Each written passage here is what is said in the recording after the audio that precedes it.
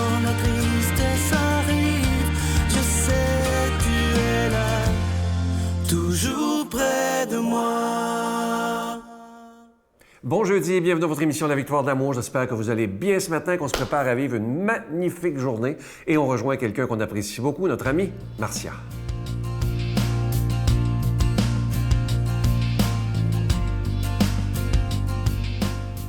Bonjour tout le monde, bon jeudi matin. C'est toujours un plaisir pour moi, j'espère que ce l'est aussi pour vous, de me retrouver le jeudi à nos petits rendez-vous hebdomadaires. Là, il y a un petit peu plus qu'une semaine, l'été est arrivé. On est content, on est contente. On dirait que ça nous déconfine, hein? Ça nous déconfine l'esprit. On va pouvoir aller un petit peu plus dehors, on va pouvoir ouvrir les fenêtres, on va pouvoir ressentir notre contact avec l'extérieur. Je ne sais pas pour vous, mais pour moi, quand l'été arrive, ça me rappelle. Et je ne sais pas si vous vous souvenez que l'année passée, je vous ai parlé que je n'aimais pas l'été.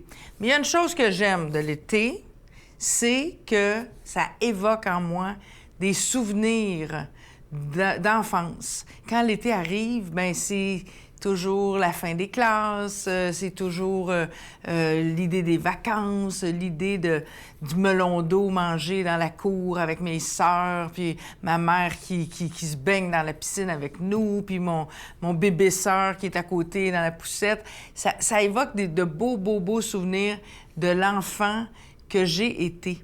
Et ça, je peux vous dire que si on n'avait pas contact avec notre enfant intérieur, on aurait trouvé les mois derniers beaucoup plus difficiles. Savez-vous ce qui vous a permis de passer à travers et qui vous permet encore d'être connecté à la vie, puis d'avoir de l'espoir, puis d'avoir confiance?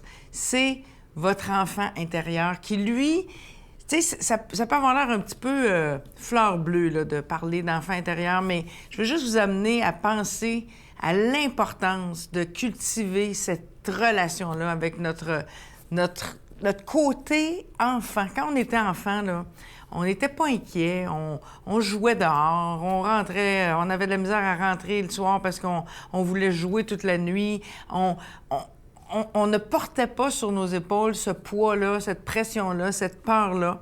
Et c'est super important. Puis c'est pour ça que ma chronique aujourd'hui traite de ça, de ne pas oublier qu'à l'intérieur de nous, il y a cet espace-là qui est de la même fibre que quand on était enfant. Cet espace-là où tout est possible, où il n'y a pas de confinement, où il n'y a pas de peur. Puis ça ne veut pas dire qu'on doit jouer à l'autruche. L'adulte en nous ne joue pas à l'autruche, mais laissons vivre, laissons jouer notre enfant intérieur. Puis moi, vous savez, j'aime bien dessiner mes émotions, j'aime bien dessiner mes concepts, puis j'aime bien dessiner surtout pour me rappeler les choses. Mes dessins, ensuite, je les mets dans des cadres et je me rappelle l'importance d'être en contact avec cette énergie-là, avec je vous dirais, cet état-là d'enfant intérieur que l'on porte en soi.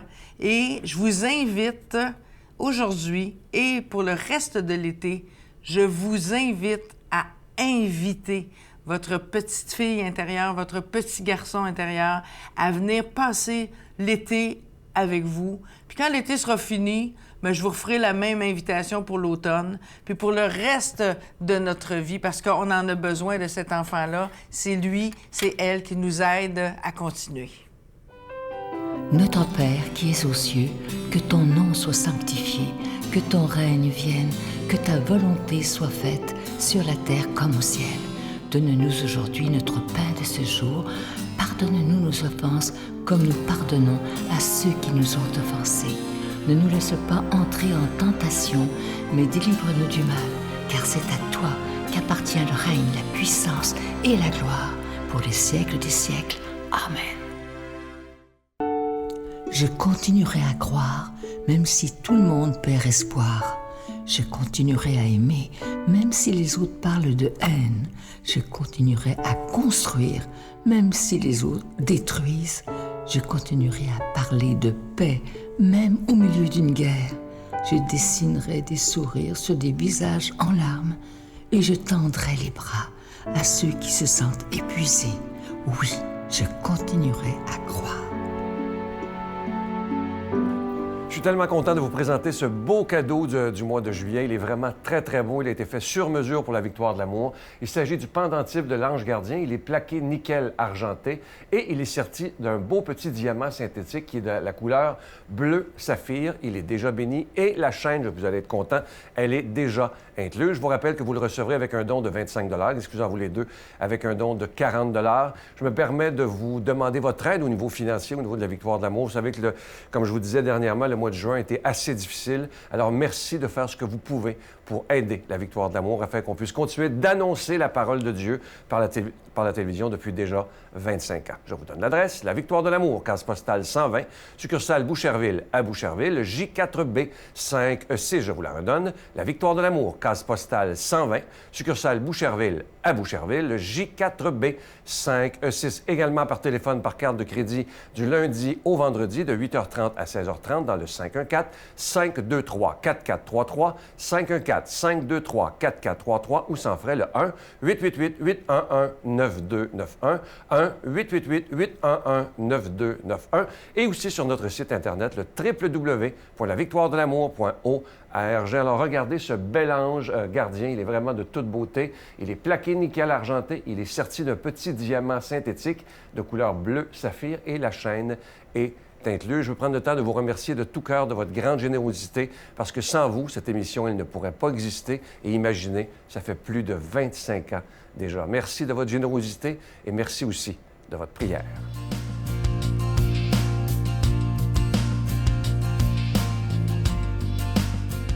Mon Dieu, donnez-moi la sérénité d'accepter les choses que je ne peux changer, le courage de changer les choses que je peux et la sagesse d'en connaître la différence. Amen. Aujourd'hui, la parole de Dieu est proclamée par notre ami, l'abbé David Vincent.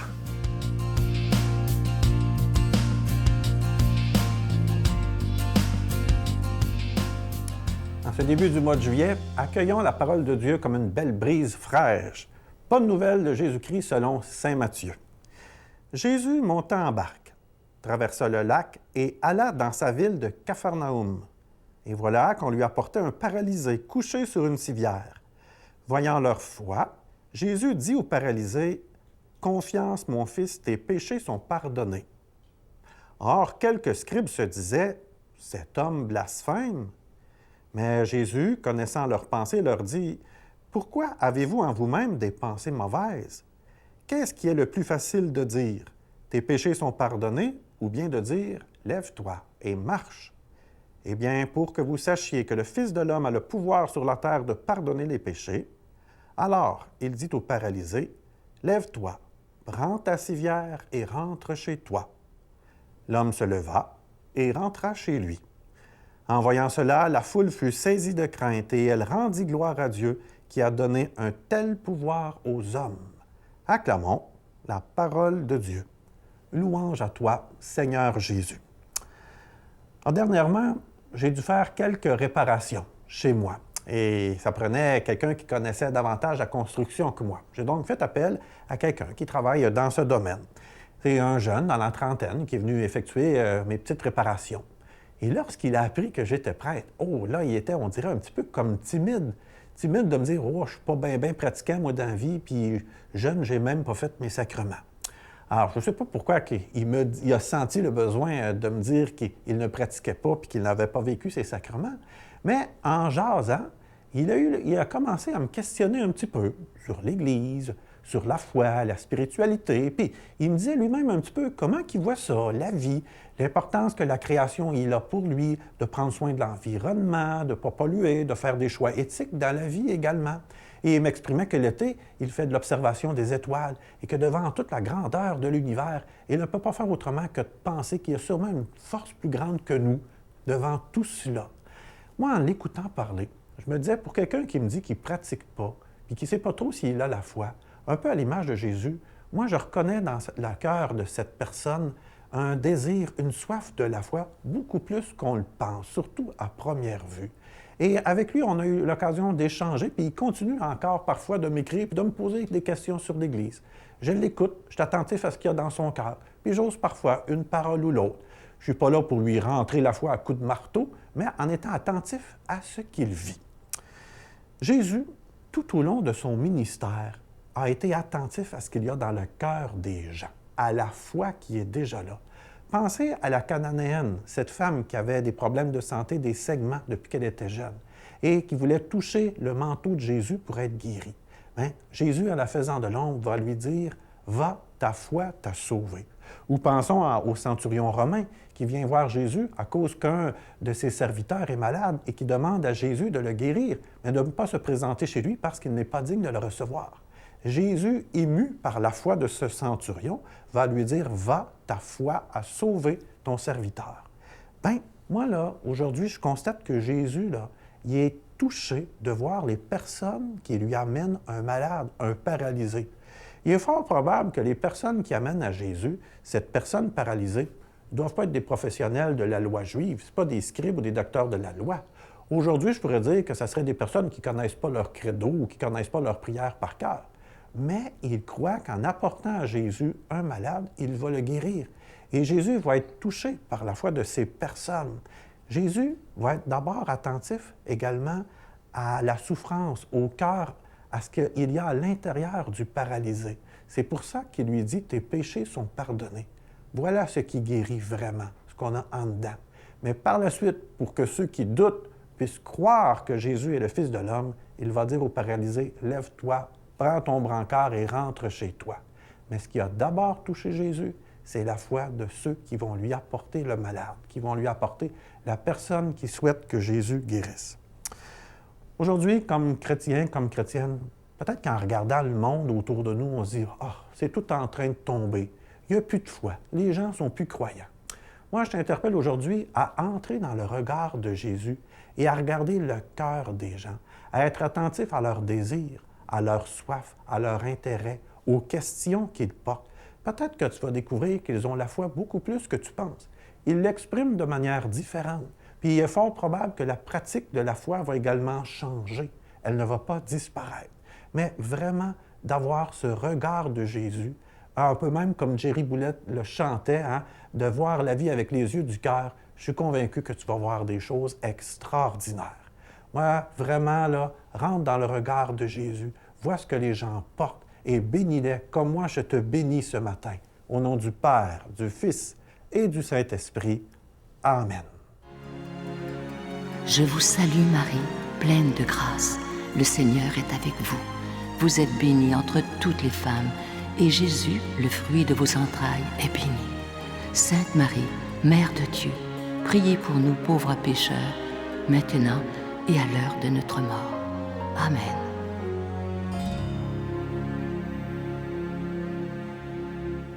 Avant de vous quitter, je vais vous laisser avec une très, très belle pensée. Elle est vraie. Prenez le temps de l'écouter. Je vous en parle souvent de ce thème-là, le pardon. Ça dit ceci: le pardon est la plus grande forme d'amour. Il faut une personne forte pour dire « je suis désolé » et une personne encore plus forte pour pardonner.